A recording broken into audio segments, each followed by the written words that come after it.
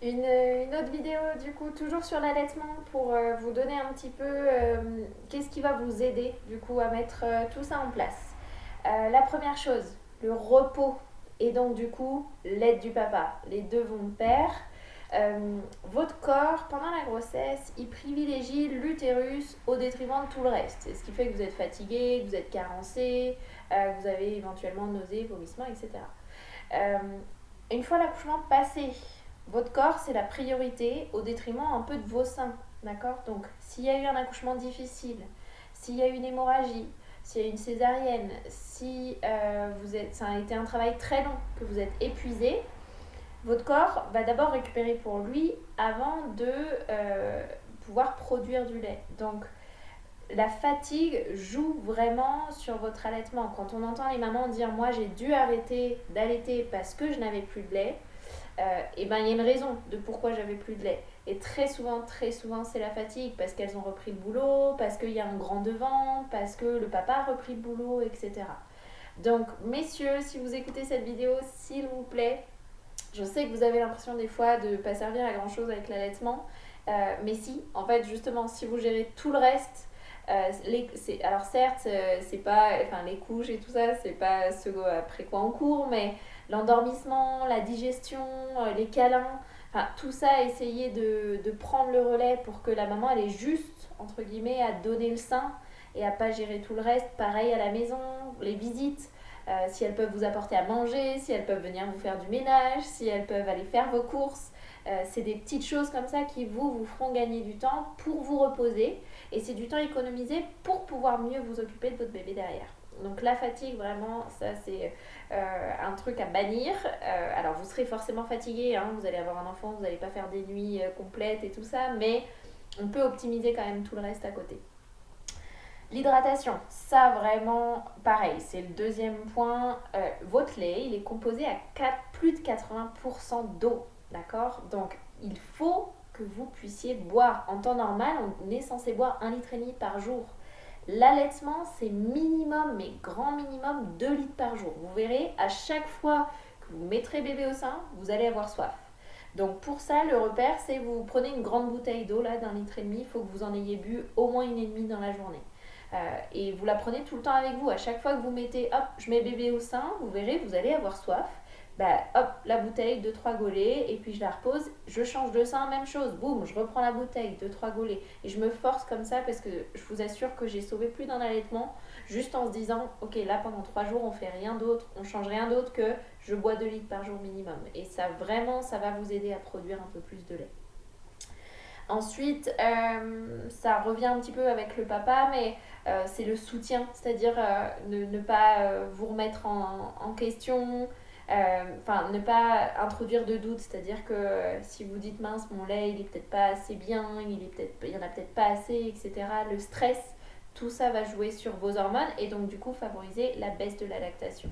Donc ça pareil, c'est le papa qui doit encourager, c'est la famille qui, si elle est de mauvais conseils, surtout on la voit le moins possible. Et puis c'est pas hésiter à nous appeler aussi s'il y a besoin. On est là pour ça aussi, on n'est pas toujours obligé de faire des consultations. Des fois juste dire oui bonjour, tout va bien, c'est normal. Ok, derrière ça repart.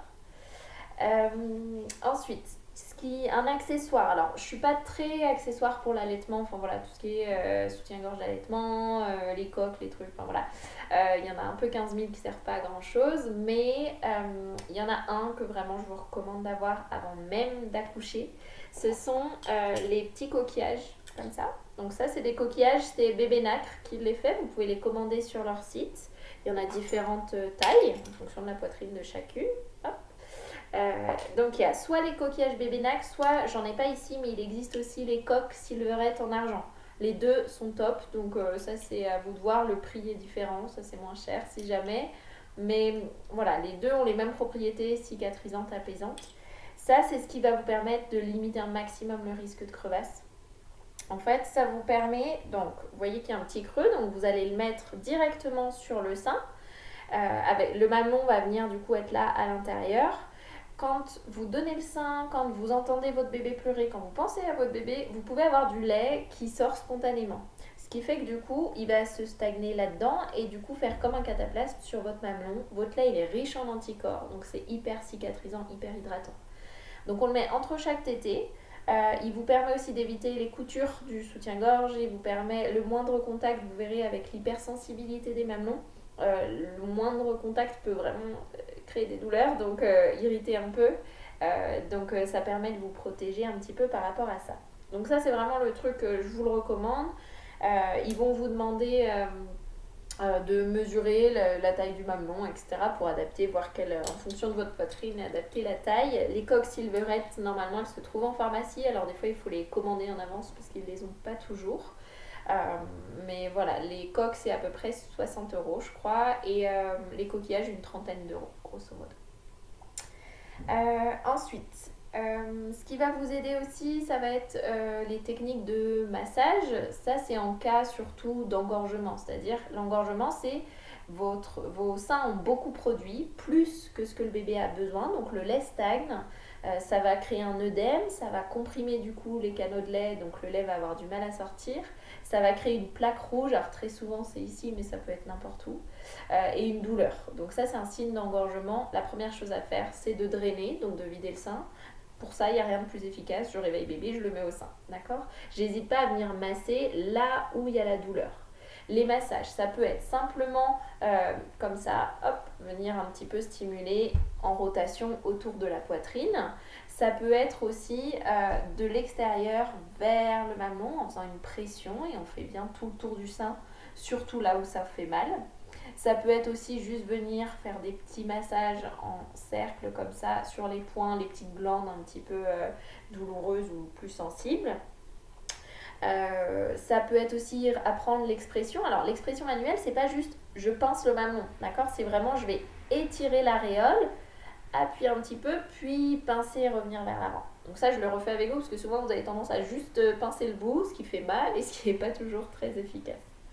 Donc ça va vous permettre de drainer un petit peu quand vous sentez que c'est trop tendu et que c'est à la limite d'être douloureux. Tout ce qui va favoriser la lactation aussi, donc comme l'hydratation, ça va être les tisanes. Ça vous permet déjà de boire plus. Et puis souvent, c'est à base de fenouil, les tisanes d'allaitement, qui a tendance à stimuler la production de lait. On peut mettre aussi en place de l'homéopathie. On peut mettre aussi de la phytothérapie. À base de plantes, le houblon et l'ortie. Donc le houblon, c'est ce qu'on trouve dans les bières sans alcool. Donc si jamais faites-vous plaisir, ça a tendance à stimuler un petit peu le processus de la lactation. Qu'est-ce qu'il y a d'autre ? Les difficultés plutôt de l'allaitement. Donc j'ai parlé de l'engorgement. Je vais vous parler aussi des crevasses parce que souvent c'est ce qui freine un petit peu les mamans à allaiter. Une crevasse, c'est une fissure en fait qui se fait au niveau du mamelon parce que le bébé est mal installé, a mal pris, donc il a tendance à tirer le mamelon et du coup ça crée cette crevasse. Pour limiter ça, on vérifie la position de bébé à chaque fois, je l'ai dit dans une autre vidéo, l'alignement, l'ouverture de la bouche, les lèvres qui sont ourlées, les joues qui sont gonflées, etc. Toujours, à chaque tétée, on prend le temps, on vérifie qu'il soit bien installé. Un repère qu'il est mal installé, c'est la douleur. C'est-à-dire qu'au début, alors, quand vous allez installer bébé au sein, clairement, vous allez faire ça. Ça va tirer, c'est hyper intense, on jongle. Ça, c'est dû à l'hypersensibilité des mamelons, dû aux hormones, qu'ont toutes les mamans qui accouchent. Sauf que celles qui n'allaitent pas, elles n'ont pas quelqu'un qui vient pincer dessus. Donc c'est beaucoup plus gérable, mais tout le monde l'a. Mais ça dure 1-2 minutes, puis après, ça passe. Si jamais la douleur, vous êtes comme ça et que ça dure tout le long, ça fait déjà plus de 5 minutes et que ça passe pas, on enlève le bébé et on prend le temps de le remettre comme il faut. C'est qu'il prend mal votre sein et c'est là que vous avez des risques de crevasse. Donc toujours revérifier la position, faire attention à la douleur, varier les positions. Si vous mettez tout le temps bébé dans ce sens-là, vous allez toujours avoir le même pli là au niveau du mamelon. Tandis que si je le mets une fois comme ça, une fois comme ça, une fois comme ça, une fois je vais être peut-être allongée, vous allez varier un petit peu, ça évite d'accentuer ce pli-là. Donc les crevasses, ça, il y a aussi le fait de porter les coques, soit les coquillages, soit les coques, ça c'est hyper favorable pour la cicatrisation des crevasses. Il y a aussi éventuellement parfois, si vraiment c'est trop douloureux, on peut rajouter, qu'est-ce que j'en ai fait ? Une petite crème, il faut que je le retrouve. On peut même le faire en prévention, ça alors. une chose qu'on peut faire en prévention, après chaque tétée, il y a toujours une petite goutte de lait là qui continue de perler, vous l'étalez sur le sein, d'accord? Toujours pareil, dans votre lait, il y a des anticorps, c'est cicatrisant.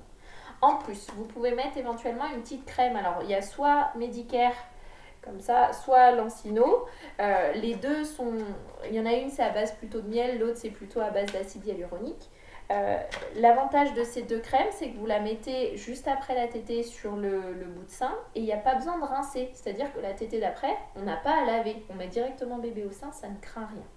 Donc ça, pareil, n'hésitez pas. D'habitude, j'en donne des échantillons, mais si quelqu'un en a autour de vous, récupérez-le, ça vaut plutôt le coup. Ou même les petits tubes, vous trouvez les petits tubes violets en pharmacie. Donc votre lait, la crème. Si malgré tout ça, il y a quand même la crevasse et que ça reste hyper douloureux le temps qu'elle cicatrise aussi, comme aide, on a en pharmacie des pansements d'hydrogel qu'on laisse appliquer. C'est la marque Medela qui en a, mais ça pareil, il n'y a pas besoin de les acheter à l'avance, on n'en achètera que si vraiment on galère avec tout ce qu'on a fait avant. Et la dernière chose, si vraiment on se dit bon là j'ai tout essayé, ça me fait trop mal, je suis à deux doigts d'arrêter l'allaitement, il y a une dernière alternative et c'est uniquement dans ce cas-là que je vous les recommande, c'est ce qu'on appelle des bouts de sein en silicone. Donc c'est ça, hop, qu'on va venir mettre du coup placer sur le mamelon. Donc ça c'est uniquement quand il y a un problème, d'accord? Ce n'est pas pour le confort.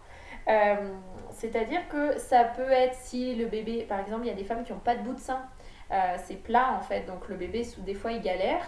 On peut leur proposer, si vraiment on a tout essayé avant, on peut leur proposer d'utiliser ça. Si on a des crevasses et qu'on se dit mais je veux même plus le mettre au sein tellement j'ai mal, même chose, on peut leur proposer ça. Mais ça va être transitoire, c'est le temps de trouver une autre solution, le temps que ça cicatrise et après on les enlève.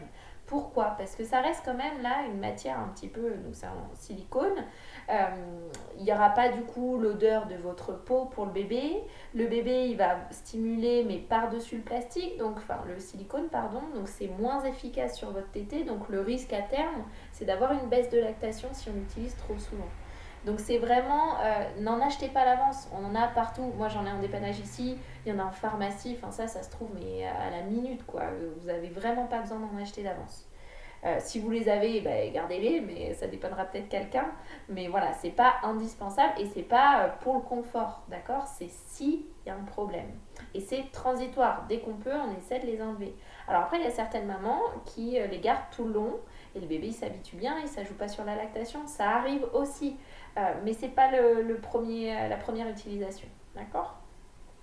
Donc ça, comme autre accessoire, alors il va y avoir tout ce qui est coussinet. Alors là j'en ai un, c'est un qui est en coton tout simplement. Ça, les coussinets, c'est vraiment pour quand on a beaucoup de lait qui coule et qu'on va au supermarché et qu'on ne veut pas se retrouver avec le t-shirt tout taché. Parce qu'on a entendu un bébé pleurer et pouf, du coup ça sort, même si c'est pas le vôtre. Merci les hormones. Donc voilà, ça peut servir à ça. Par contre, après, le reste du temps, n'en mettez pas. Surtout ceux qui sont à moitié en papier, là, ça irrite plus qu'autre chose. Votre mamelon, il va macérer dedans et vous avez plus de risques de crevasse. Donc ça, pareil, c'est oui et non. Vous pouvez en avoir quelques-uns en dépannage, mais c'est transitoire aussi. C'est vraiment quand vous en avez besoin. Dernière petite chose que vous pouvez trouver aussi sur l'allaitement, c'est ça. Donc il y a un trou, hein, là, hop, pouloulou. Et ça permet de récupérer le lait. Donc on vient de mettre, souvent quand on va mettre par exemple bébé sur un sein, ça va stimuler nos hormones, donc l'autre il peut se mettre à couler. Si vraiment il coule beaucoup, n'hésitez pas, hop, je mets ça, puis ça récupère le lait. Le lait derrière, je m'en sers pour nettoyer le cordon, pour le bain, pour nettoyer les yeux de bébé, pour faire des lavages de nez, pour les érythèmes fessiers aussi. Votre lait il va vous servir à plein de choses. Donc voilà, si vous pouvez le récupérer, récupérez-le. C'est même chose, c'est pas indispensable. Attendez de voir comment réagissent vos seins, comment est votre lactation. Et si vraiment, dans ce cas, pareil, vous en trouvez n'importe où. Moi, j'en ai plein ici au cabinet. Voilà, je pense que j'ai fait à peu près le tour. Et puis, bon, après, je peux pas vous dire tout non plus parce que il faut adapter à chaque situation, à chaque cas, mais sachez que le soutien, ça c'est primordial. Faites-vous confiance, la fatigue et l'hydratation, enfin le repos du coup et l'hydratation. C'est vraiment les choses qui vont jouer. Faites-vous confiance, faites confiance à votre bébé. Demandez de l'aide, que ce soit moi, que ce soit la maternité, au papa, à vos parents, à des conseillères en lactation, peu importe, mais vraiment n'hésitez pas. Et On se met spontanément la pression hein, parce qu'on se dit mais le poids du bébé va dépendre de moi. Pas que, il dépend aussi du bébé, donc des fois ça peut être un problème de succion, donc on va aller voir l'ostéo, peut-être de la réflexologie, peut-être... Enfin voilà, il y a plein d'autres alternatives, je peux pas tout vous dire dans cette vidéo, mais là vous avez quand même les essentiels. Et si vous pensez à d'autres choses, ou les mamans qui ont déjà allaité et qui ont des choses qui ont bien servi pour elles, ça servira pas à tout le monde, mais ça peut donner des idées, n'hésitez pas à vous noter en commentaire. Voilà.